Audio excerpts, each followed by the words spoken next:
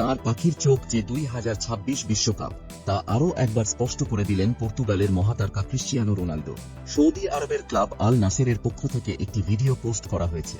সেখানেই CR7 জানিয়েছেন, club বিশ্বকাপ খেলার থেকে বিশ্রাম নেওয়াটা জরুরি, কারণ সামনেই বিশ্বকাপের মরশুম রয়েছে, তার জন্য তরতাজা থাকাটা জরুরি। সম্প্রতি জল্পনা শুরু হয়েছিল রোনালদো ক্লাব বিশ্বকাপে খেলতে পারেন, তার কাছে এই প্রতিযোগিতা খেলার জন্য প্রস্তাব এসেছে। রোনালদো বলেছেন, হ্যাঁ, ক্লাব বিশ্বকাপে খেলার জন্য আমার কাছে কিছু প্রস্তাব এসেছিল, কিন্তু আমি গুরুত্ব দিইনি, কারণ আমার মনে হয়েছে ক্লাব বিশ্বকাপে খেলার থেকে বিশ্রাম নেওয়াটা গুরুত্বপূর্ণ। প্রস্তুতি নেওয়া জরুরি, কারণ সামনেই লম্বা মরশুম রয়েছে, তার উপর মরশুম শেষেই বিশ্বকাপ হবে।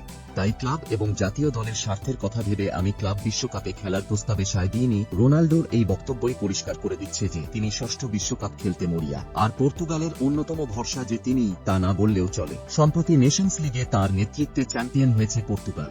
যদি তিনি আসন্ন বিশ্বকাপে অংশ নেন, তাহলে বিশ্বের প্রথম ফুটবলার হিসাবে ছুটি বিশ্বকাপে খেলার বিরল কৃতিত্ব অর্জন করবেন, আর 5টি বিশ্বকাপে গোল করা প্রথম পুরুষ ফুটবলারের রেকর্ড তো তাঁর দখলেই আছে।